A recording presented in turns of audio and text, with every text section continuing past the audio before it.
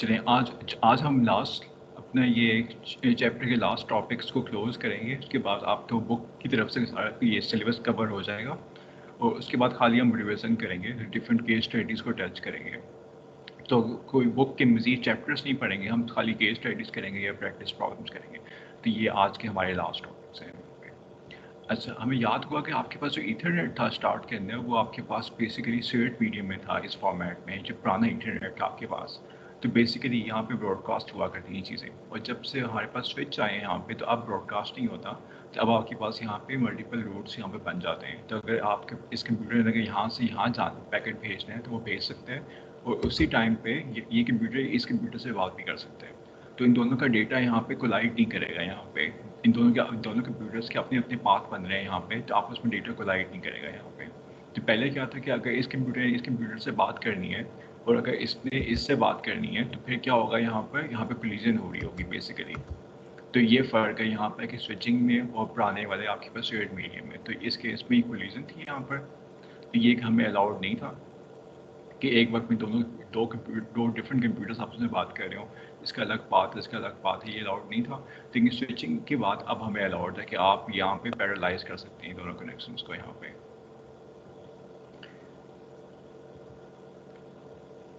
तो इसका मतलब है कि अगर यहाँ आपके पास एक स्विच है, यहाँ पे इसके 6 इंटरफेसेस हैं, यहाँ पे 6 कंप्यूटर्स आपने अटैच किए हुए हैं। तो अगर यहाँ पे अगर ए ने ए डैश से बात करनी है और बी ने बी डैश से बात करनी है, दोनों सेम टाइम पे यहाँ पे कर सकते हैं। तो कोई कोलिजन यहाँ पे नहीं होंगी, डेटा किसी का करप्ट नहीं होगा। लेकिन अगर दो कंप्यूटर्स ने तीसरे किसी एक ही कंप्यूटर से बात करनी हो, कि अगर दोनों ने अगर ए डैश से बात करनी हो, कि ए ने भी ए डैश से बात करनी है और यहाँ पे सी ने भी ए डैश से बात करनी है, तो इस केस में यहाँ पे कोलिजन यहाँ पे होगी, क्योंकि दोनों का डेटा यहाँ पे ए डैश के पास जा रहा है। तो ये हमें अलाउड नहीं है स्विचेस के केस में। लेकिन अगर चारों कंप्यूटर्स डिफरेंट हों, तो दो डिफरेंट पैरेलल पाथ्स यहाँ बन जाएंगे। तो ये बहुत ज़्यादा बेहतर है पुराने इंटरनेट से, लेकिन अभी ये लिमिटेशन यहाँ पे एग्जिस्ट करती है इसकी। तो इसका मतलब है कि कैसे इसका मतलब कि स्विच जो है यहाँ पे कैसे काम करता होगा। इसके पास भी एक टेबल होगा, जिस तरह से राउटर्स के पास होता है यहाँ पे। तो वैसे ही इसके पास एक राउटिंग टेबल होगा, और उसी तरह प्रोटोकॉल को फॉलो करते हुए ये फॉरवर्डिंग करता है यहाँ पे। तो वो हम देखते हैं ये कैसे काम करता है। तो सपोज करो कि यहाँ पे ए वाले कंप्यूटर ने ए डैश से बात करनी है, और तो इसका मतलब है कि पहले ये स्विच होगा, इसके पास कोई राउटिंग टेबल यहाँ पे होना चाहिए। तो स्टार्ट में ये एम्प्टी होगा। तो भी कैसे टेबल फिलअप करेंगे वो देखते हैं। कि जब ए ने पैकेट भेजना है ए डैश को, तो बेसिकली वो स्विच को फॉरवर्ड कर रहा है यहाँ पे पैकेट। तो फर्स्ट स्टेप में क्या होगा कि ए के कंप्यूटर में ए ने पैकेट भेजा है, वो स्विच की इंटरफेस नंबर 1 पे आ गया है। तो जैसे ये पैकेट रिसीव होगा स्विच के पास, तो क्या करेगा, वो नोट कर लेगा यहाँ पे कि जी मेरे पास यहाँ पे जो कंप्यूटर नंबर ए है उसका मैक एड्रेस ये है, डैश डैश डैश जो भी बनता है, इंटरफेस नंबर 1 के साथ कनेक्टेड है, और टाइम टू लिव इसका इतना है। उसके बाद ये इसकी रिफ्रेश करनी पड़ेगी एंट्री यहाँ पे। अच्छा, अब स्विच को नहीं पता कि ए डैश कौन सी इंटरफेस पे कनेक्टेड है, जिसको ये पैकेट हमने फॉरवर्ड करना है, क्योंकि अभी यहाँ पे कोई एंट्री इसकी एग्जिस्ट नहीं करती। तो स्टार्ट में क्या करना पड़ेगा इसको, स्टार्ट में वो ब्रॉडकास्ट करेगा यहाँ पे पैकेट सबको, ताकि चले पता कि कौन सी इंटरफेस के ऊपर ये ए डैश वाला कंप्यूटर यहाँ पे कनेक्टेड है। तो इसके लिए हमें क्या ब्रॉडकास्ट करना पड़ता है। तो इस तरह का इसका एल्गोरिथम काम करता है कि स्टार्ट में आपके पास इनकमिंग पैकेट आएगा, उसके बाद अपने टेबल को रेफ़र करो, अगर आपको एंट्री मिलती है तो ठीक है, नहीं तो आपने क्या करना है, फ्लर्ट करना है, यानी कि ब्रॉडकास्ट करना है। और अगर आपको एंट्री मिलती है, तो अगर सोर्स और डेस्टिनेशन दोनों सेम है यहाँ पे, यानी कि अपने आप को पैकेट भेजना चाह रहे हो, तो फिर फ्रेम को ड्रॉप कर दो। अगर अपने आप को नहीं भेज रहे, फिर आपने फ्रेम को यहाँ पे फॉरवर्ड करना है। तो इसका मतलब क्या हुआ, इसका मतलब है कि जब यहाँ पे आपके पास फर्स्ट पैकेट आ गया, तो आपने फर्स्ट एंट्री कर ली एक ही, तो अब वो उठा के उसने सबको ब्रॉडकास्ट कर दिया। तो जब उसने सबको ब्रॉडकास्ट किया, तो अब क्या होगा, अब खाली ए डैश आगे से रिस्पॉन्ड बैक करेगा। जैसे ए डैश ने यहाँ पे रिस्पॉन्ड बैक किया, तो अब आपके पास यहाँ पे ए डैश का भी हमें मैक एड्रेस और इसकी इंटरफेस नंबर आ गया कि ए डैश इंटरफेस नंबर 4 पे है। तो इसका मतलब है कि अब ये स्विच बड़े आराम से फॉरवर्ड कर लेगा डेटा उठा के कि हाँ जी ए का डेटा यहाँ से आ रहा है 1 पे, वो ए डैश 4 पे है, तो सिंपल आपने डेटा यहाँ पे फॉरवर्ड कर देना है। तो ये काम अब नेक्स्ट टाइम बड़े आराम से हो जाएगा। फर्स्ट टाइम क्या करना पड़ा, से ब्रॉडकास्ट करके टेबल के एंट्रीज फिलअप कर ली। तो इसी तरह फर्स्ट टाइम अगर बी ने कुछ भेजना होगा, तो बी की यहाँ पे एंट्री आ जाएगी, बी डैश की एंट्री आ जाएगी, सी की आ जाएगी, सी डैश की आ जाएगी। एक दफ़ा ये टेबल फिल अप हो जाएगा, उसके बाद बहुत ये फास्ट ये रिस्पॉन्ड करेगा। फिर ये एक दो स्टेप्स एक्स्ट्रा जो करता है यहाँ पे फ्लड करने वाला, वो करने की ज़रूरत नहीं है, डायरेक्टली वो आपका स्विच कर रहा होगा। तो अगर हम इसी तरह ही स्विच लगा के कैपेसिटी बढ़ाने के लिए यूँ अरेंजमेंट कर लें यहाँ पे। अच्छा, तो एक बड़ी इंपॉर्टेंट बात है यहाँ पे कि ये जो नेटवर्क है यहाँ पे, ये बेसिकली एक ही नेटवर्क कहेंगे, इसको 3 सबनेट्स नहीं हम कहेंगे। इसको 3 सबनेट क्यों नहीं हम कह रहे, क्योंकि अगर आप गौर करो यहाँ पे सारे के सारे स्विचेस लगे हुए हैं। ये भी स्विच है, ये भी स्विच है, और ये भी स्विच है, और ये भी स्विच है। अगर स्विच हो हमारे पास राउटर की बजाय, तो इसका मतलब है कि राउटर जो होता है वो डिफरेंट किस्म के नेटवर्क्स को दरमियान में एज ए ब्रिज एक्ट करता है। तो अगर हमारे पास यहाँ पे राउटर होता, तो इसको हम कहते हैं कि यहाँ पे एक सबनेट 1 है यहाँ पे, और यहाँ पे एक सेकंड टाइप ऑफ नेटवर्क है सबनेट 2 है। उन दोनों को दरमियान में ट्रांसलेट करने के लिए राउटर लगाया हुआ है यहाँ पे। अगर आप राउटर नहीं लगा रहे, स्विच लगा रहे, इसका मतलब है कि सारे के सारे बेसिकली एक ही किस्म के नेटवर्क के पार्ट हैं यहाँ पे। तो इसका मतलब है कि यहाँ पे सबका यहाँ पे आईपी एड्रेस की जो स्कीम होगी, सपोज करो ये अगर मैं कहता हूँ 192.168.1.x है, अगर एक ही ये स्कीम है तो यहाँ पे आई का भी यही फॉर्मेट होगा कि 192.168.1.x, यानी कि सबके सब एक ही सबनेट का यहाँ पे पार्ट है। तो स्विच क्यों लगाया मैं यहाँ पे, खाली स्विच की इंटरफेसेस जब खत्म हो जाती हैं तो उसकी कैपेसिटी बढ़ाने के लिए हमने यहाँ पे मल्टीपल स्विच लगा लिए। तो अगर एक स्विच सपोज तो आपको 3 अलाउ कह रहा है कंप्यूटर अटैच करना, 4 अलाउ कह रहा है यहाँ पे, तो हमने क्या किया, 3 यहाँ कनेक्ट किए, 3 इस स्विच के साथ किए, 3 इस स्विच के साथ किए, इन 3 स्विचों को एक और स्विच लगा के आपस में कर दिया। तो बेसिकली ये है, ये एक ही नेटवर्क, इसको हम 3 सबनेट्स नहीं कहेंगे बल्कि एक सिंगल नेटवर्क यहाँ पे कहेंगे। लेकिन फ़र्क क्या होगा कि अब यहाँ पे तीनों स्विच के अपने अपने यहाँ टेबल्स बनेंगे, क्योंकि तीनों ने अपने कैसे डेटा फॉरवर्ड करना है यहाँ पे। तो सपोज करो कि अगर यहाँ पे ए ने अगर पैकेट भेजना है जी को, यहाँ से अगर हमने यहाँ तक जाना है, तो पहले आपके पास इस S1 के ऊपर राउटिंग टेबल यहाँ पे आ जाएगा। ये S1 कहेगा कि जी अगर आपने जी पे जाना है तो आपने कौन सी इंटरफेस पे जाना पड़ेगा, आपको इंटरफेस नंबर 4 पे जाना पड़ेगा। तो इंटरफेस नंबर 4 पे जाएंगे जी के लिए। फिर जब आपके पास, जब उसके बाद S4 पे आ जाएंगे, यहाँ पैकेट आ जाएगा, तो S4 कहेगा कि अगर आपने जी पे जाना है तो आपने S4 की इंटरफेस नंबर 3 पे जाना है। फिर 3 से पैकेट होता हुआ S3 पे आ जाएगा। यहाँ पे अगर आप लिखा होगा कि आपने जी पे जाना है तो आपने इंटरफेस नंबर 1 पे जाना है। तो फिर इस तरह से फाइनली पैकेट जी तक पहुँच जाएगा। वो अगर आपके पास टेबल में एंट्री नहीं है तो फिर यहाँ पे वही ब्रॉडकास्ट करेगा। तो अगर ये ब्रॉडकास्ट यहाँ पे जाके करते हैं तो ये डेटा आपके पास यहाँ भी आ जाएगा।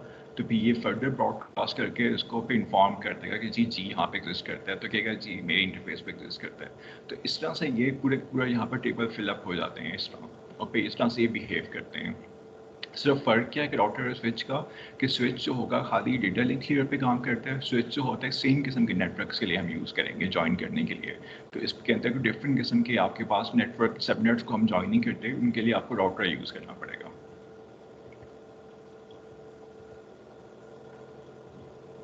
तो यही यहाँ पे फ़र्क है कि राउटर्स आपके नेटवर्क लेयर पे काम करेंगे, स्विच जो होंगे खाली लिंक लेयर पे काम करेंगे। तो दोनों के पास फॉरवर्डिंग टेबल्स यहाँ पे होंगे, लेकिन फ़र्क क्या है कि आपके पास जो राउटर होगा उसके जो फॉरवर्डिंग टेबल है उसके आप डिफरेंट किस्म के फॉर्मूला से हम बना सकते हैं। तो हो सकता है कि आपका ये कि आपकी ये आईपी एड्रेस पे काम कर रहा हो सकता है ये मैक एड्रेस पे भी यूज़ करता हो, राउटिंग के लिए दोनों यूज़ कर सकता है। लेकिन स्विच जो होंगे वो खाली मैक एड्रेस यूज़ कर सकते हैं, क्योंकि स्विच के अपने को आईपी एड्रेस होते नहीं हैं। तो स्विच खाली एक हार्डवेयर की डिवाइस है जो कि खाली ज्वाइन करने के लिए हम यूज़ करते हैं, इसके कोई अपना कोई आईपी एड्रेस यहाँ पे नहीं है। तो अगर हम कोई स्विच यूज़ करेंगे यहाँ पे ज्वाइन करने के लिए तो उसका कोई आईपी एड्रेस हम असाइन नहीं करेंगे। तो अगर आप देखते हो कि आपकी डिवाइस का कोई आईपी एड्रेस है तो उसको आप राउटर कहोगे, स्विच नहीं कहोगे। तो उसका मतलब है जो पीटीसीएल के जो डिवाइस लगाते हैं बेसिकली वो राउटर है, स्विच नहीं है। क्यों? क्योंकि वो डिफरेंट किस्म के नेटवर्क्स को ज्वाइन कर रहा है। डिफरेंट कैसे हम कह सकते हैं, क्योंकि वो वाईफाई को भी पर नेट भी दे रहा है, लैन के ऊपर भी नेट दे रहा है, और फिर उसके पास ये पीटीसीएल का अपना इंटरनेट का जो गेटवे भी है यहाँ पे। तो उसने तीनों को यहाँ पे ज्वाइन करना है। तो इसलिए हम पीडीसीएल की डिवाइस को यहाँ पे एक तरह का राउटर कहते हैं कि एक तो ये तीनों को यहाँ पे तीनों हेट्रोजीनियस ये नेटवर्क से ज्वाइन कर रहे हैं, इसलिए राउटर होगा। अगर हम खाली इसको ऐसे वाईफाई राउटर यूज़ करते हैं और नेट आपके पास नहीं है, खाली हमें लैपटॉप्स को आपस में बात करने के लिए यूज़ करना है, तो फिर ये एज ए स्विच एक्ट कर रहा होगा।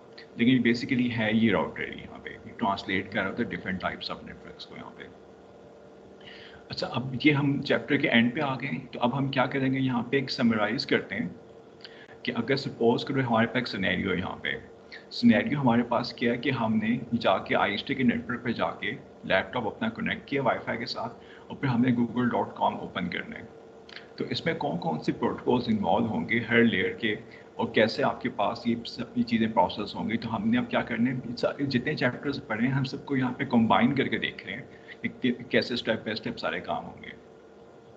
तो सपोज़ करो कि आप ये अपना लैपटॉप लेके जाते हो, यहाँ पे वाईफाई पे कनेक्ट करते हो, तो कौन सा फर्स्ट स्टेप यहाँ पे आएगा। अच्छा, सबसे पहले स्टार्ट करते हैं। तो आप बताओ कि जब हमने लैपटॉप कनेक्ट किया वाईफाई के साथ, तो क्या इसका कोई आईपी एड्रेस असाइन होगा, पहले से हुआ होगा, या हमें कुछ स्टेप्स फॉलो करने पड़ेंगे, या बाय डिफ़ॉल्ट असाइन हुआ होगा इसको आईपी एड्रेस अगर मैं वाईफाई से कनेक्ट करता हूँ।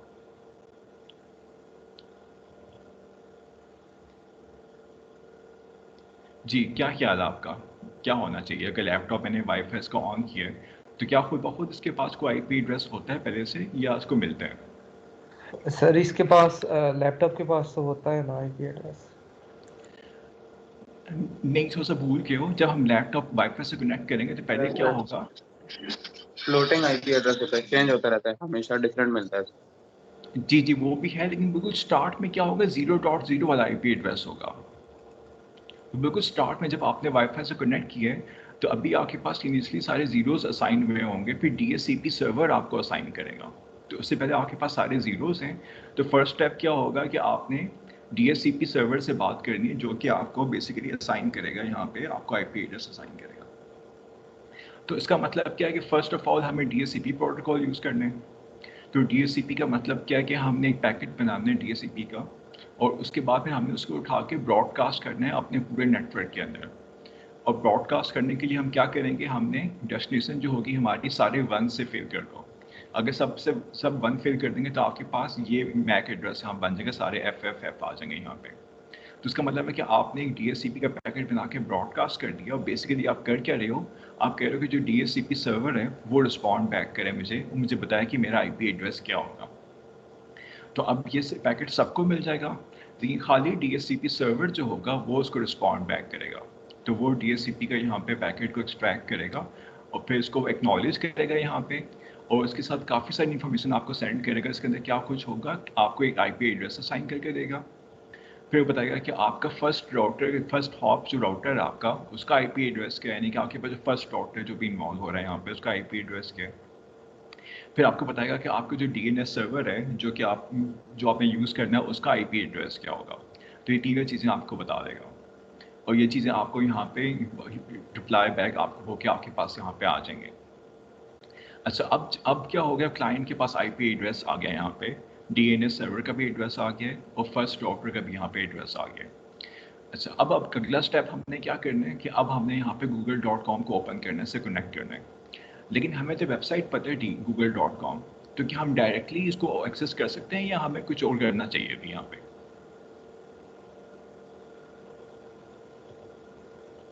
तो जिस तरह आप लोगों ने प्रोजेक्ट में किया कि हम तो आईपी एड्रेसेस यूज़ करते हैं कनेक्ट करने के लिए, तो खाली हम यूआरएल तो यूज़ नहीं कर सकते डायरेक्टली कनेक्ट करने के लिए। तो हमने क्या करना है, हमने इसको कन्वर्ट करवाना है एक आईपी एड्रेस पे। Yes sir. तो इसके लिए हमने क्या करना है, हमने ये वाला डीएनएस सर्वर यूज़ करना है जो कि हमें डीएचसीपी सर्वर ने बताया कि ये डीएनएस सर्वर है आपका। जैसे अगर मैं आईएसटी के वाईफाई से कनेक्ट करता हूँ, तो मुझे बताता है वो कि 8.8.8.8 वाला डीएनएस सर्वर यूज़ करो यहाँ पे। तो इस तरह आपका हर एक डिफरेंट डीएनएस सर्वर आपको असाइन होगा। तो हमने इस डीएनएस सर्वर से कनेक्ट करना है, और उससे पूछना है कि गूगल का आईपी एड्रेस क्या है। अच्छा, ठीक हो गया यहाँ तक। लेकिन अब प्रॉब्लम क्या आ गई है कि आपने अगर डीएनएस सर्वर से कनेक्ट करना है, तो आपके पास तो खाली डीएनएस सर्वर का आईपी एड्रेस है, लेकिन हमें तो उसका मैक एड्रेस चाहिए उससे बात करने के लिए, क्योंकि डेटा लिंक लेयर में हमने क्या पढ़ा कि आपको मैक एड्रेस चाहिए फर्स्ट बात करने के लिए, अगर नहीं तो हम कुछ नहीं कर सकते। तो इसका मतलब है कि आपने अब क्या करना है, डीएनएस सर्वर से बात करने के लिए डीएनएस सर्वर की आईपी को मैक एड्रेस में कन्वर्ट करना है, ताकि आप डीएनएस सर्वर से बात कर सको। तो आपको यहाँ पे इसको मैक में कन्वर्ट करना है डीएनएस सर्वर के आईपी को, फिर आप उससे कॉन्टैक्ट करके गूगल के बारे में पूछोगे। तो ये काम करने के लिए आपको क्या करना पड़ता है, एआरपी प्रोटोकॉल यूज़ करना पड़ेगा। तो डीएनएस से पहले बात करने से पहले हमें एआरपी यूज़ करना पड़ेगा कि आप कोड मैक एड्रेस फाइंड करके बताएं कि डीएनएस सर्वर का मैक एड्रेस बेसिकली है क्या। तो आप ARP की क्वेरी बनाओगे, उसको ब्रॉडकास्ट कर दोगे अपने नेटवर्क के ऊपर। तो फिर क्या होगा, फिर DNS सर्वर आपको रिप्लाई बैक करेगा यहाँ पे। तो उसके बाद आपके पास यहाँ पे इसका मैक एड्रेस यहाँ पे आ जाएगा। अच्छा, अब आप अपने DNS सर्वर से बात कर सकते हो यहाँ पे। तो अब आप जब उसको अब दोबारा कॉन्टैक्ट करोगे DNS सर्वर को यहाँ पे, तो कनेक्टेड करने के बाद अब आप उससे पूछोगे कि जी मुझे बताएं कि गूगल का यहाँ पे गूगल का IP एड्रेस क्या है। अच्छा, DNS सर्वर से बात करने के लिए आपके पास यहाँ पे एक नेटवर्क से होके गुजरना पड़ेगा यहाँ पे। तो अब क्या हो रहा होगा, यहाँ पे नेटवर्क की आपकी राउटिंग हो रही होगी। तो मैं कहता हूँ कि अगर आपके पास DNS सर्वर यहाँ पर आवा है तो नेटवर्क ने सारी राउटिंग खुद से करनी है। तो हो सकता है कि वो लिंक स्टेट यूज़ कर रहा हो सकता है डिस्टेंस वेक्टर यूज़ कर रहा हो। तो ये ऑटोमेटिकली सारा नेटवर्क यहाँ पे कॉन्फ़िगर हुआ हुआ है यहाँ पे। जो जैसे ही आपका पैकेट DNS सर्वर के पास पहुँच जाएगा तो वो क्या होगा, वो आपकी क्वेरी का रिप्लाई भेजेगा आपको। DNS सर्वर आपको बताएगा कि google.com का IP एड्रेस ये है, तो आप उसको यूज़ कर सकते हैं। ठीक हो गया। अच्छा, अब यहाँ तक हम पहुँच गए। अब हमने इस IP एड्रेस के साथ कनेक्शन इनिशिएट करना है अपना। अच्छा, पहले क्या होगा, पहले आपने जब कनेक्शन इनिशिएट करना होगा तो बेसिकली ट्रांसपोर्ट लेयर सारा काम कर रही है। तो इसका मतलब है कि TCP वाला प्रोटोकॉल अब अप्लाई होगा। तो TCP के मुताबिक अगर हमने कनेक्शन इनिशिएट करना तो हम क्या करते हैं, सिंक का सेगमेंट सेंड करते हैं। तो बेसिकली आपने एक सिंक भेजा है उसको गूगल को यहाँ पे, तो गूगल उसके जवाब में आपको एक्नॉलेज करेगा। तो वो आपको एक्नॉलेजमेंट सेंड करेगा यहाँ पे, सिंग एक्नॉलेज, और उसके बाद आप दोबारा इसको एक्नॉलेज करोगे तब जाके आपके पास कनेक्शन स्टैब्लिश होगा। तो 3 दफ़ा यहाँ पे डिफरेंट यहाँ पे हैंड 3 वे हैंडशेक इसको जो हम कहते हैं ये आपको करना पड़ेगा। अच्छा, अब आपका यहाँ पे TCP का कनेक्शन यहाँ पे इनिशिएट हो गया हुआ है ये गूगल के साथ। तो अब अगला स्टेप क्या रह गया है कि अब हमने HTTP प्रोटोकॉल को यूज़ करना है उससे वेब पेज रिक्वेस्ट करने के लिए। तो अब क्या होगा, अब हमने सिंपल यहाँ पे पोर्ट 80 के ऊपर उसको यहाँ पे रिक्वेस्ट भेजनी है, जो कि हम कैसे भेजते हैं, हम गेट की कमांड यूज़ करते हैं, गेट स्लैश और आगे HTTP/1.1 जो कि स्टैंडर्ड यहाँ पे तरीके है। तो जब आप ये रिक्वेस्ट भेजोगे तो इसके जवाब में आपको वो रिप्लाई करेगा यहाँ पे, और जो रिप्लाई होगा उसके अंदर बेसिकली आपके पास पूरे वेब पेज का यहाँ पे कोड आ जाएगा। तो वो सारा कोड आपको यहाँ पे सेंड कर देगा, और उसके बाद ये कोड जो होगा वो बेसिकली आपके ब्राउज़र ने रन करना है। तो आपके ब्राउज़र इस कोड को रन करेगा और आपके पास google.com का यहाँ पे वेब पेज डिस्प्ले कर देगा। तो इस तरह से आपके पास स्टेप नंबर 0 से लेके आखिरी स्टेप तक जो है हमारे पास डिफरेंट किस्म के प्रोटोकॉल यहाँ पे काम कर रहे हैं, जो कि हमें डिफरेंट चैप्टर्स में पढ़ते रहे हैं। जैसे आपके पास जो DHCP सर्वर वाला प्रोटोकॉल है हमने डिफरेंट चैप्टर में पढ़ा है, फिर ARP हमने डेटा लिंक में पढ़ा है यहाँ पे, फिर HTTP जो है हमने एप्लीकेशन लेयर में पढ़ा है, लेकिन सब के सब इकट्ठे यहाँ पे काम कर रहे होते हैं।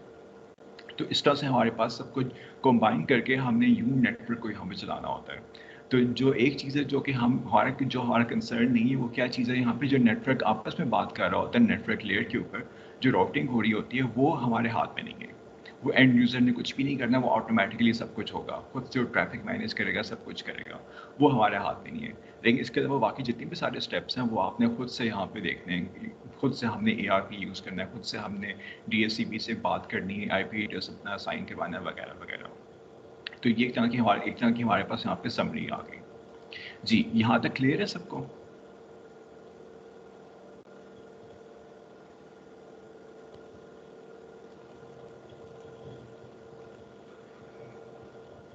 जी सर।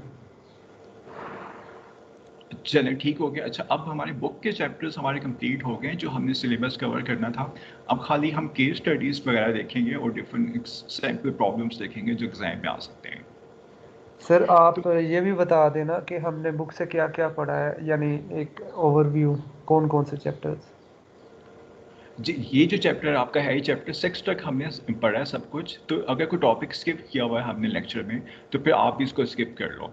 जैसे कुछ यहाँ पे टॉपिक्स हैं जो कि यहाँ पे हमने जो कि ज़्यादा इतनी इंपॉर्टेंट नहीं, वो हमने शायद स्किप भी किए होंगे, तो वो आप फिर स्किप कर सकते हो। लेकिन बेसिक जो चीज़ें हमने लेक्चर्स में कवर की हुई हैं वो आप स्किप ना करना। ठीक है सर। अच्छा, अब हम फर्स्ट एक केस स्टडी करते हैं ये डेटा लिंक लेयर के ऊपर। वो है हमारे पास यहाँ पे iCube के ऊपर, iCube के सैटेलाइट के ऊपर केस स्टडी यहाँ पे।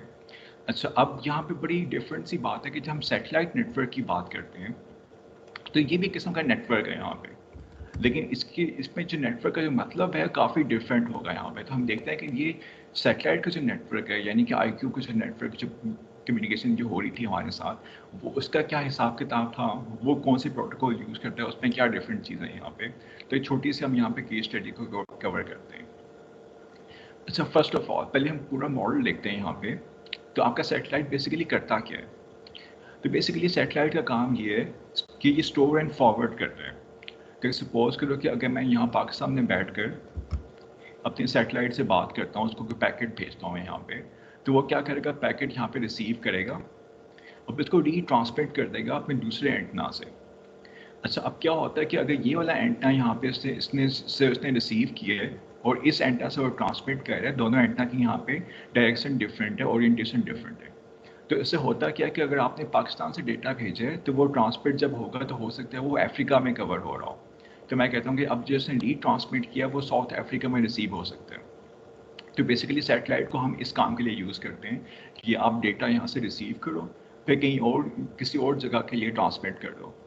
तो अच्छा, अब ज़रा, तो अगर आपको कंपेयर करो इस सैटेलाइट को, ज़रा हम कंपेयर अगर हम करें, तो क्या ये स्विच के तौर पे काम करे या एज ए राउटर के तौर पे काम करे या एज ए हब के तौर पे काम करे? इन दोनों में से किससे ये मैच करता है अगर हम सैटेलाइट के इस बिहेवियर की बात करें?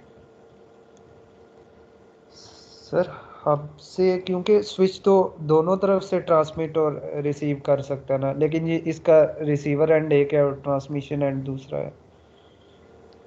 जी जी बिल्कुल। तो इसका मतलब हब की एक और ख़ास बात भी होती है कि हब क्या करता है, ब्रॉडकास्ट कर रहा होता है। तो इसका मतलब क्या है कि अगर मैं यहाँ पे ट्रांसमिट कर रहा हूँ और उसके जवाब में इसने इसको सैटेलाइट ने फिर दोबारा ट्रांसमिट किया यहाँ पे, तो ये अब सारी दुनिया को रिसीव हो रहा होगा ये सारा पार्ट। तो खाली ये मेरे इंटरनेट यूज़र तक नहीं पहुँचता, बल्कि दुनिया में हर कोई रिसीव कर सकता है जो कि इसके रीजन में लाई करता है। तो अगर मैं यहाँ पे बैठा हुआ यहाँ पर, तो मेरे पास भी ट्रांसमिशन यहाँ पे सारी आ रही होगी। तो इसको हम कहते हैं ब्रॉडकास्ट। तो ये बिल्कुल जिस तरह वाईफाई काम करता है, जिस तरह पुराना इंटरनेट या पुराना लैंड नेटवर्क काम करते थे, बिल्कुल वही वाला मॉडल यहाँ पे चल रहा है। अच्छा, फिर थर्ड चीज़ यहाँ पे इंपॉर्टेंट क्या आप नोट करो कि यहाँ पे कोई आईपी एड्रेसेस नहीं होते। तो हमने सैटेलाइट से अगर बात करनी है तो कोई आईपी एड्रेस का कोई कॉन्सेप्ट नहीं है यहाँ पे। इसकी जगह हम क्या यूज़ कर रहे हैं, हम यहाँ पे डिफरेंट कॉल साइंस यूज़ कर रहे हैं। तो ये कॉल साइन जो कि आप गेम्स में भी यूज़ करते हो, जो वीडियो गेम्स में भी यूज़ करते हैं, बेसिकली हमारा एक नाम होता है जो कि एज ए सिग्नेचर के तौर पे हम हर अपने प्रोटोकॉल कम्युनिकेशन में यूज़ कर रहे होते हैं। तो इसका मतलब ये कि जब सैटेलाइट जो रन कर रहे हैं, बेसिकली ये फिजिकल लेयर है इनके पास और डेटा लिंक लेयर है इनके पास, और इसके बाद डायरेक्टली ऊपर एप्लीकेशन लेयर आ जाएगी। लेकिन जब यहाँ में नेटवर्क लेयर और ट्रांसपोर्ट लेयर मिसिंग है, तो क्यों मिसिंग है? क्योंकि इसके अंदर कोई राउटिंग वाले काम हो ही नहीं सकते, ये करता ही ब्रॉडकास्ट है। तो इसलिए इसके पास खाली डेटा लिंक लेयर है और फिजिकल लेयर है यहाँ पे। अच्छा, तो ये कैसे काम करता है कि सपोज करो कि आपको यहाँ पे एक कॉल साइन चूज़ करते हो अपने नाम के तौर पे, आप वो नाम यूज़ करोगे अपनी सारी कम्युनिकेशन के अंदर। तो मैंने अगर तो मैं क्या करूँगा, मैं ये कॉल साइन यूज़ करूँगा कि मैं जिससे बात करनी है उसका भी कॉल साइन होगा, तो वो भी मैं यहाँ पे यूज़ करूँगा और एक पैकेट बनाऊँगा यहाँ पे, जो मैं इसको मैसेज भेजना, मैसेज लिखूँगा यहाँ पे, अपने दोनों कॉल साइंस यूज़ करूँगा और मैं उसको पे सैटेलाइट पर सेंड कर दूँगा यहाँ पे। फिर सैटेलाइट क्या करेगा, सैटेलाइट यहाँ पे इसको री-ट्रांसमिट करेगा यहाँ पे, और वो फिर आपके सेकंड यूज़र के पास यहाँ पे रिसीव हो जाएगा। फिर सेकंड यूज़र चाहे तो दोबारा फिर रिस्पॉन्ड बैक कर सकता है, तो वो भी इसी तरह से कॉल साइन यूज़ करेगा अपना और कुछ रिप्लाई बैक करेगा, कहेगा कि मेरा जो ये जो पैकेट है यहाँ पे बेसिकली कॉल साइन ए वाले के लिए है, बाकी लोग इसको इग्नोर करते हैं। तो इस तरह से ये चीज़ काम करती है कि बेसिकली करना आपने ब्रॉडकास्ट होता है, लेकिन आप कॉल साइन लिखते हो अपना कि ये कॉल साइन मेरा है, ये कॉल साइन डेस्टिनेशन का है, तो अगर आप इससे मैच करते तो आप पढ़ लो, वरना आप इसको इग्नोर कर लो। तो ये बेसिक ओवरऑल ही मॉडल है सैटेलाइट की कम्युनिकेशन का यहाँ पे। फिर अगर हम यहाँ पे बात करें, फिर इसमें बात करते हैं कि इसमें डेटा लिंक पे प्रोटोकॉल यूज़ हो रहा है यहाँ पे। अच्छा, अब ये जो प्रोटोकॉल यूज़ हो रहा है इसका नाम X25 है और इसकी थोड़ी सी हिस्ट्री है यहाँ पे। तो हम थोड़ी हिस्ट्री में जाते हैं यहाँ पे। एज्यूम करो कि आप 1980s में बैठे हुए अभी, तो अगर 1980s के अंदर हमने अगर आपस में बात करनी हो यूजिंग कंप्यूटर्स, हम कैसे काम करेंगे? तो उस ज़माने में था कि अगर आपके पास यहाँ कंप्यूटर पड़ा हुआ है यहाँ पे, और अब तो आपने अगर कंप्यूटर नंबर ए से कंप्यूटर नंबर बी पे बात करनी है, तो उसका सिर्फ एक ही तरीका था, वो था कि फ़ोन लाइन को यूज़ करो। तो हम क्या करेंगे, तो इस कंप्यूटर के साथ आपके पास एक डिवाइस लगी होगी, इसको हम मॉडेम कहते हैं, और मॉडेम के साथ बेसिकली आपकी फ़ोन लाइन लगी होगी। तो इसका मतलब क्या है कि जिस तरह मॉडेम लगाने का मकसद क्या होता है कि आप अपने कंप्यूटर को यूज़ कर सकते हो एज ए टेलीफोन। तो चाहो आप सिर्फ टेलीफोन कॉल्स कर लो, टेलीफोन कॉल्स रिसीव कर लो कंप्यूटर पे, या आप कोई चाहो तो फैक्स वगैरह सेंड कर लो। तो इसी तरह आपके कंप्यूटर ए में भी मॉडेम लगा होगा यहाँ पे, वो ये आगे पे फ़ोन लाइन से कनेक्टेड होगा। अच्छा, फ़ोन लाइन जो खुद जो होगी यहाँ पे, तो बेसिकली वो पुरानी किस्म की फ़ोन लाइन है, ये DSL फ़ोन लाइन नहीं है। तो इसका मतलब इसके ऊपर खाली DTMF सिग्नल जा सकते हैं। DTMF सिग्नल का मतलब क्या है, जो आपने इंस्ट्रूमेंटेशन में पढ़ा था यहाँ पे कि जो नंबर्स हम डायल करते हैं, जैसे आपके पास जो नंबर्स होते हैं 1 2 3, जो आपके पास कीपैड बने होते हैं, उनको हम DTMF कहते हैं। तो इस तरह के खाली डायल टोन्स आप यूज़ कर सकते हो, यहाँ पे सेंड कर सकते हो उस लाइन के ऊपर। तो DSL वाली चीज़ नहीं थी उस ज़माने में। तब अज्यूम करो कि अगर हमने अब यहाँ पे हमारे पास फाइल पड़ी हुई है इस कंप्यूटर के ऊपर hello.txt, और हमने ये फाइल सेंड करनी है इस A से उठा के B कंप्यूटर में यहाँ पे। तो अब हमने फर्स्ट स्टेप में क्या करना होगा, हम एक एक्चुअली फ़ोन कॉल करेंगे। तो कंप्यूटर नंबर A जो होगा वो नंबर डायल करेगा, dial phone number of B। पहले वो फिजिकली कॉल करेगा, फिर क्या होगा, फिर B ने कॉल को आंसर करना है हर हाल में। तो अगर वो कंप्यूटर आंसर करेगा तो तब आपकी कॉल मिल जाएगी। तो कॉल मिलेगी तो आपको जिस तरह PTCL के चार्जेस होते हैं पर मिनट के हिसाब से, उस तरह की आपकी बिलिंग स्टार्ट हो जाएगी। तो आपको नॉर्मल फ़ोन कॉल पड़ रही होगी। लेकिन फ़र्क क्या है इस दफ़ा, फ़र्क ये है कि इस दफ़ा बजाय कि वॉइस का डेटा नहीं जाएगा फ़ोन लाइन के ऊपर, हमारी वॉइस ट्रांसमिट नहीं होगी, बल्कि इसके ऊपर खाली टोन्स जाएंगी। टोन कैसे बनेंगी आपकी, बेसिकली ये फाइल होगी आपकी, इसको वो पैकेट्स में कन्वर्ट करेगा। तो इसके वो पैकेट्स बनाएगा यहाँ पे, और फिर इन पैकेट्स को वो टोन्स की फॉर्म में कन्वर्ट करके प्ले करेगा, यानी साउंड में कन्वर्ट करके प्ले करेगा, ऑडियो बनेगी इसकी। फिर ऑडियो जाके फ़ोन लाइन पे ट्रांसमिट हो रही होगी। यानी आपने क्या किया, फ़ोन एक फ़ाइल उठाई, फ़ाइल के आपने पैकेट्स बना दिए, उन पैकेट्स को आपने ऑडियो फाइल्स में कन्वर्ट कर दिया, और फिर आपने ऑडियो फाइल्स को प्ले कर दी फ़ोन लाइन के ऊपर। और यहाँ पे क्या होगा, आपके पास ये ऑडियो रिसीव होगी। रिसीव करने के बाद आप ऑडियो को कन्वर्ट करोगे दोबारा से अपने पैकेट्स की फॉर्म में, और फिर इसमें से आप डेटा एक्सट्रैक्ट करके यहाँ पे फाइल आ जाएगी आपके पास। तो ये जो प्रोसेस था यहाँ पे पैकेटाइज करने का, उसको कहते थे AX25। तो ये पैकेट वाला जो तरीका है यहाँ बनाने का, इसको हम कह रहे हैं कि ये AX25 का प्रोटोकॉल होगा। तो बेसिकली जब इंटरनेट नहीं था, उस ज़माने में AX25 को यूज़ करते थे हम मॉडेम और फ़ोन लाइन्स के साथ फाइल्स वगैरह ट्रांसमिट करने के लिए। तो अभी भी चाहो तो आप ये यूज़ कर सकते हो। तो अभी भी चाहो तो सॉफ्टवेयर्स पड़े हुए हैं कि आप मॉडेम लगा के फ़ोन लाइन कनेक्ट करके फाइल्स डायरेक्टली ट्रांसमिट कर लो बगैर इंटरनेट को यूज़ किए। तो ये बहुत पुरानी टेक्नोलॉजी है। तो जब इंटरनेट आ गया तो ये आपके प्रोटोकॉल ऑब्सोलीट हो गया। तो उसके बाद उन्होंने कहा कि इसको हम कहाँ यूज़ कर सकते हैं अब, तो उन्होंने कहा सैटेलाइट्स में यूज़ कर सकते हैं। तो सैटेलाइट्स में एग्जैक्टली अब यही काम होता है कि सैटेलाइट्स क्या करते हैं, यही स्टेप्स फॉलो करते हैं कि आपने अपने डेटा को यहाँ पे पैकेट्स बनाने हैं, उसके बाद आपने उसकी ऑडियो में कन्वर्ट करके प्ले करना है, उसके बाद फिर आकर वो ट्रांसमिट कर दोगे उसको आप। तो ये एक AX25 का इस तरह का एक फ्रेम होता है हमारे पास, सिंपल सा फ्रेम है यहाँ पे। ऐसे बड़ा डिफरेंट किस्म का प्रोटोकॉल है यहाँ पे, बहुत सिंपल सा प्रोटोकॉल है यहाँ पे। इसकी खास बात क्या है कि स्टार्टिंग के अंदर आपने खास एक फ्लैग सेंड करना होता है, और एंडिंग में वही फ्लैग दोबारा से आप ट्रांसमिट करोगे। यानी कि आपके पास 0 के बाद 6 वंस हैं, फिर 0 है, इसको हम फ्लैग कहते हैं। तो ये कांस्टेंट फ्लैग फिक्स हुआ हुआ है आपके पास। तो हर फ्रेम के स्टार्ट में और हर फ्रेम के एंड पे हमने फ्लैग ट्रांसमिट करना है। उसके बाद हमारे पास आता है एड्रेस। तो बेसिकली एड्रेस के अंदर हमने क्या लिखना है कि हमने अपनी डेस्टिनेशन का यहाँ पे कॉल साइन लिखना है, सोर्स का कॉल साइन लिखना है, और दरमियान में जो सैटेलाइट वगैरह जिसके थ्रू होके जा रहा होगा उसका कॉल साइन यहाँ पे आ जाएगा। यानी कि आपका जो राउटर लगा हुआ है यहाँ पे, उस सैटेलाइट राउटर का कॉल साइन भी यहाँ पे आ रहा होगा, ऐड हो जाएगा बाद में। तो सारे यहाँ पे कॉल साइंस आ गए।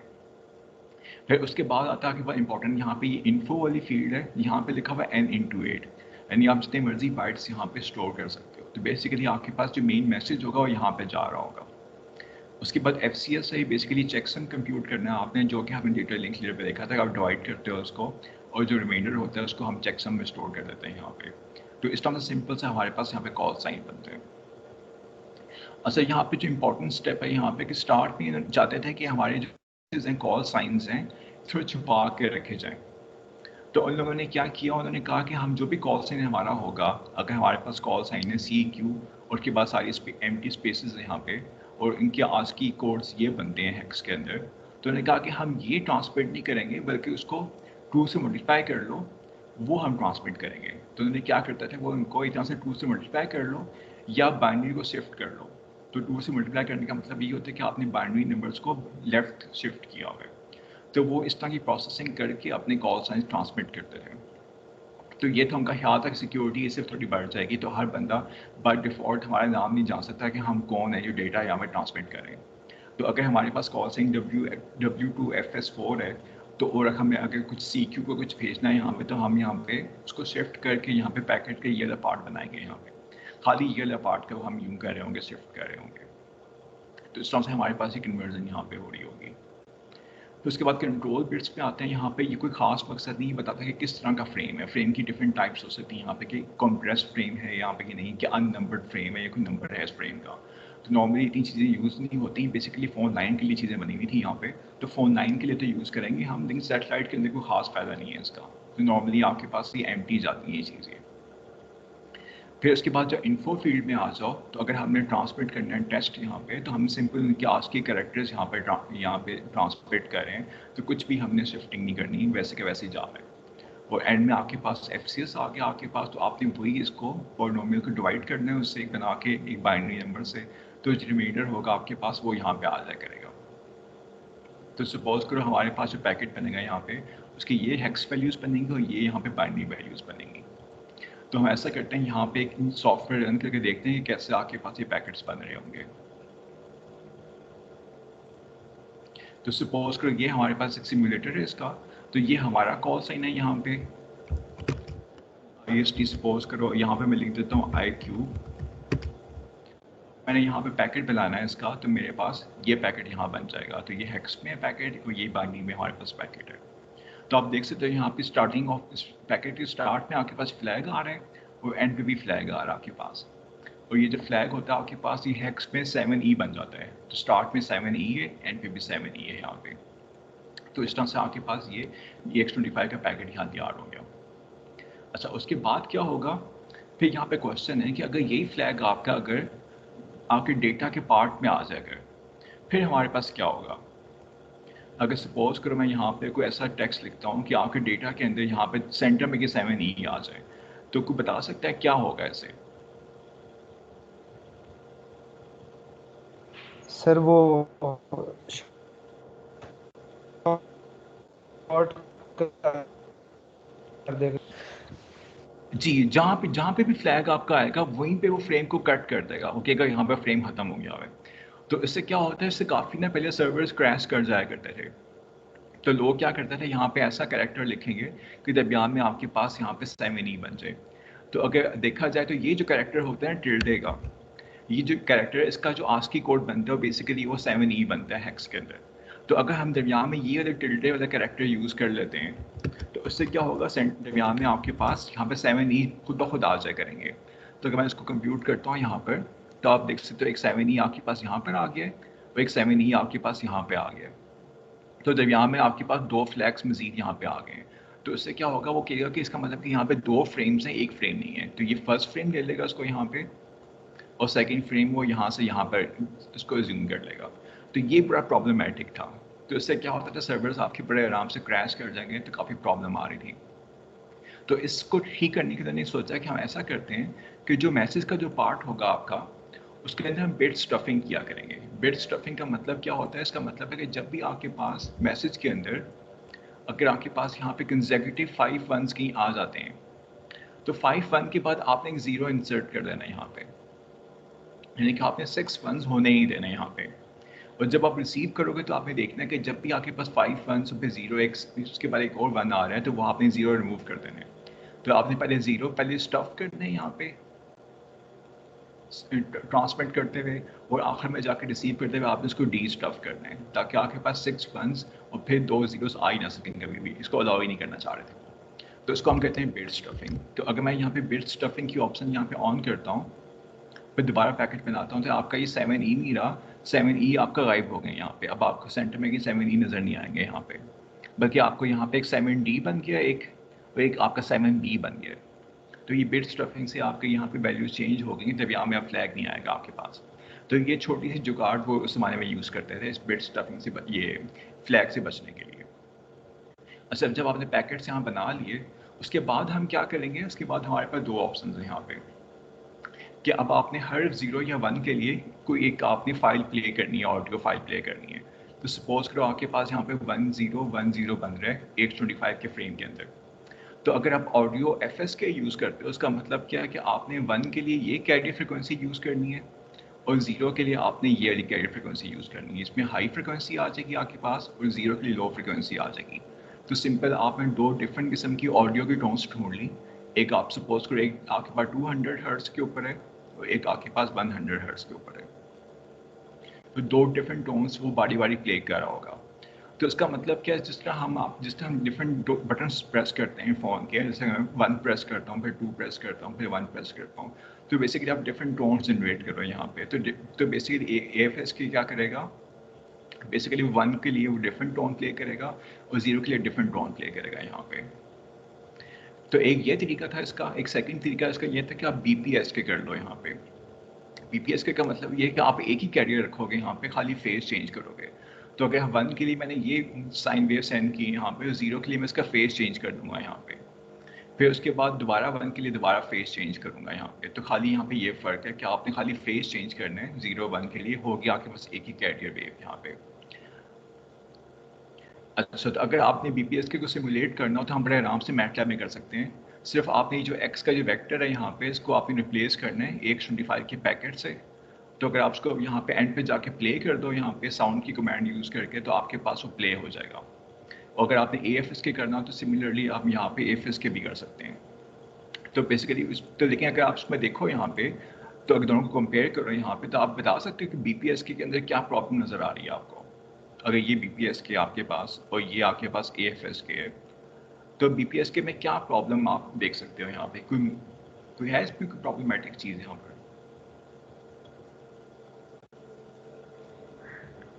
सर दो कंसेक्यूटिव जीरोस जहाँ आ रहे हैं वहाँ पे इसमें डिफरेंशिएट कैसे करेंगे हम?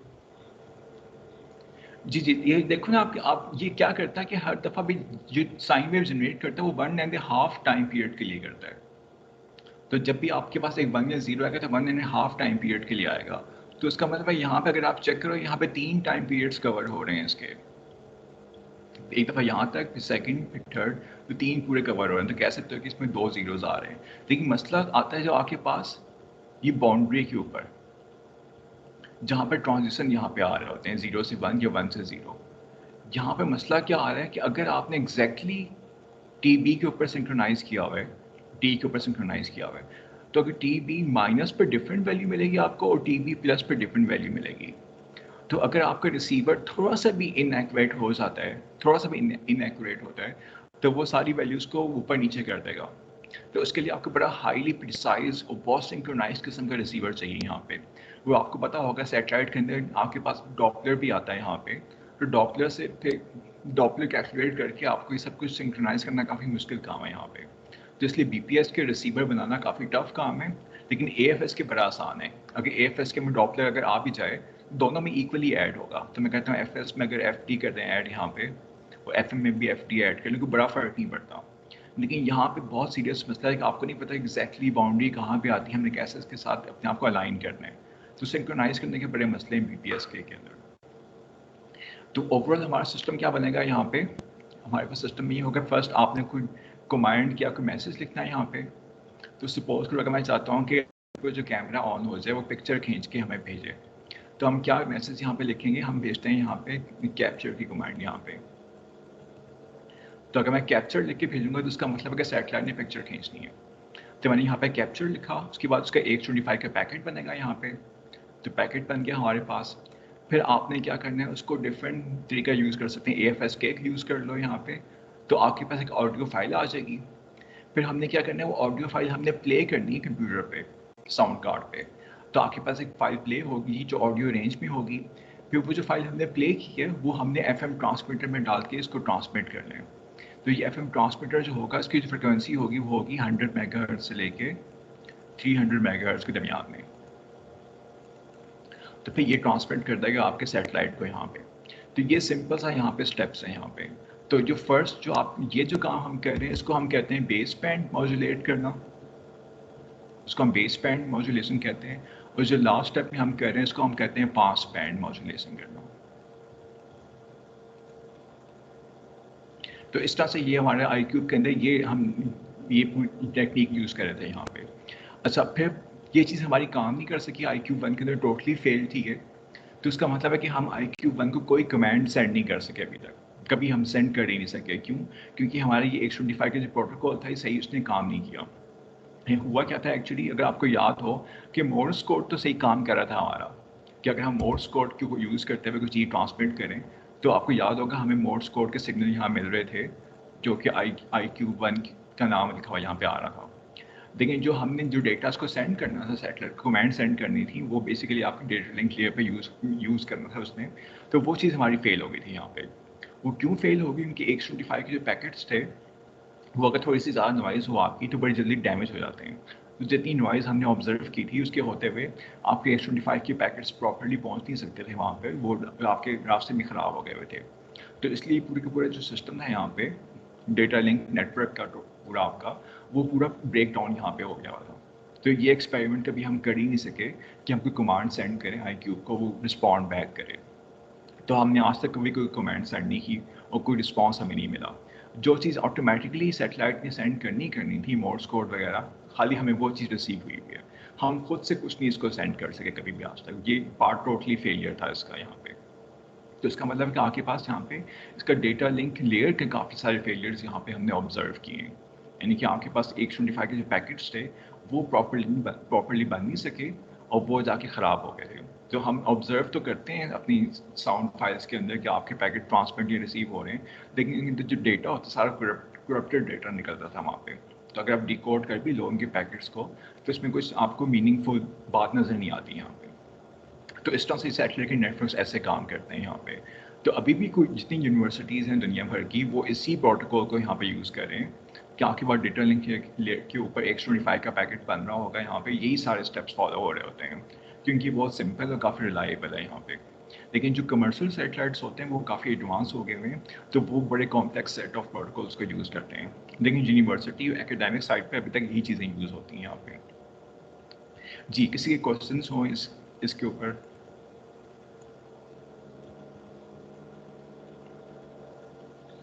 सर वो आपने जिधर सिमुलेट किया था एक कमांड दे के, तो उधर वो एक बार शो करें स्लाइड सर। 125 का या इसका ये मॉड्यूलेशन वगैरह ही? सर वो यस सर। सर इसमें ये जो 4 लिखा हुआ है IST के सामने, इसका क्या आपने बताया था ये किस लिए? अच्छा, होता ये है कि ये चीज़ हमने कवर नहीं की लेक्चर के अंदर। इनको हम कहते हैं कि जो कॉल साइंस आपके होते हैं ना, उनके 2 पार्ट्स होते हैं यहाँ पे। अच्छा, कॉल साइन का जो फॉर्मेट होता है इसके अंदर आपने क्या करना होता है, इसके एंड पे आपने एक नंबर देना होता है यहाँ पे। तो अगर आप नंबर नहीं देते तो वो आपको 0 ले लेता है नंबर। तो आपके कॉल साइन में क्या होगा कि आपका वो आपके कॉल साइन के एंड पे एक SSID बनता है जो कि बेसिकली एक नंबर होता है। तो एक रैंडम सा नंबर होगा जो कि हमने चूज़ करना है। तो ये बस एज पर प्रोटोकॉल ये चीज़ ऐसे होती है। तो अगर इस स्लाइड के अंदर चीज़ें कवर की हुई हैं कि आपके पास इसको हम SSID लेते हैं यहाँ पे, तो ज़रूरी नहीं आप यूज़ करो उसको, फिर बाय डिफ़ॉल्ट 0 ले सकते हैं यहाँ पे।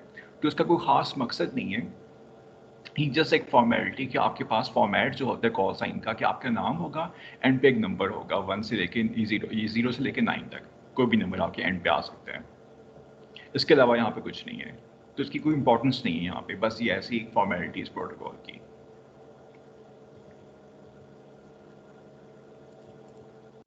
तो जैसे अगर अब यहाँ पे जैसे iCube का यहाँ पे मैं कोई नंबर नहीं लिखा होता, बाय डिफॉल्ट 0 यहाँ पे जा रहा होगा।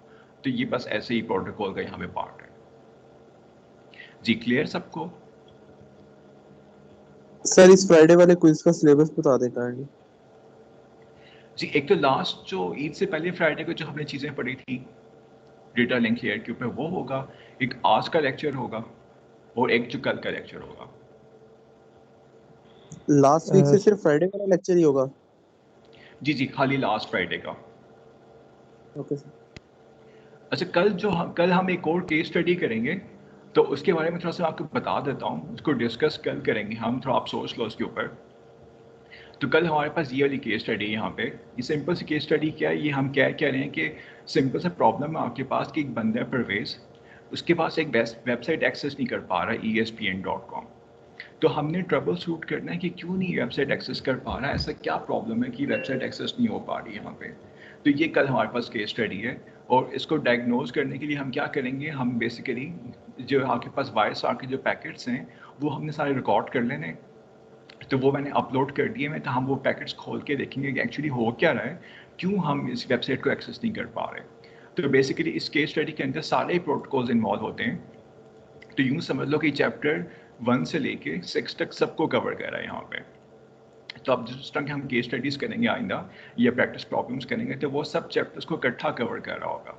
तो कल हमारे पास केस स्टडी ये है कि ESPN.com की वेबसाइट हमने जब ओपन की है तो हमारे पास पेज प्रॉपर्ली लोड नहीं हो रहा, बल्कि इस तरह से लोड हो रहा है कि आपके पास पिक्चर्स नहीं आ रही, कुछ चीज़ें मिसिंग है, यहाँ पे लिंक्स ख़राब आ रहे हैं। तो इसकी क्या वजह है, इसको हमने यहाँ पे ट्रबल शूट करना है कि प्रॉब्लम क्या है यहाँ पे। सर तो कल ये हम तो हमारे साथ भी हो जाता है अक्सर, शायद जी जी इंटरनेट जब ठीक नहीं होता तब। हाँ बिल्कुल, यहाँ पे प्रॉब्लम क्या है कि यहाँ पे सिर्फ परवेज़ के पास वेबसाइट लोड नहीं हो रही, लेकिन इसके बाकी दोस्तों के पास हर चीज़ सही प्रॉपर्ली लोड हो रही है, तो खाली उसके हम्म। कंप्यूटर में ही मसला आ रहा है। तो हम देखते हैं कि ओके। ऐसा क्यों हो रहा है, और उसको स्टेप बाय स्टेप हम सारे प्रोटोकॉल्स को चेक करेंगे बैठ के कि कौन से प्रोटोकॉल में मसला हो सकता है, और आखिर में जाके हम देखते हैं प्रॉब्लम कहाँ से निकलते हैं।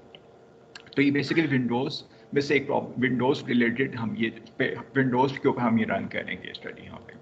तो इसके जो पैकेट्स होंगे यहाँ पे इसके, तो ये इसके यहाँ पे पैकेट्स पड़े हुए हैं, यहाँ पे पैकेट ये सॉरी वायरस आर्क के।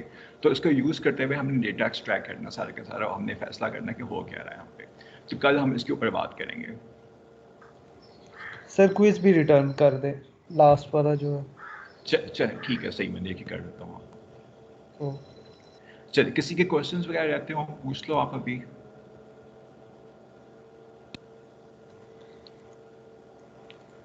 No sir. No sir. चलें ठीक है, सही है, चलिए सही, साइन ऑफ करते सर हैं। बस वो रिटर्न कर दीजिएगा क्विज। ठीक है जी, मैं कर देता हूँ। अल्लाह हाफिज़। चलिए जी, थैंक यू, अल्लाह हो हाफिज़। गया सर। अल्लाह हाफिज़।